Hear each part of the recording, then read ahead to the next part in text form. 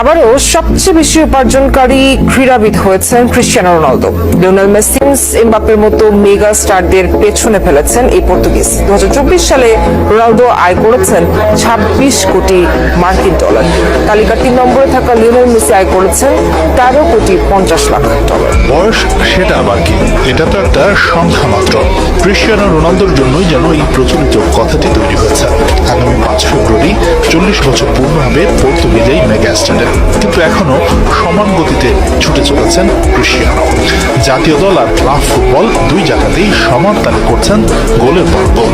রোনালদোর এই ছুটে চলায় তার পেছনে ছুটছে স্পন্সরের লম্বা লাইন, সেই সাথে রেকর্ড পরিমাণ স্যালারি আর ব্যক্তিগত ব্যবসা তো আছে।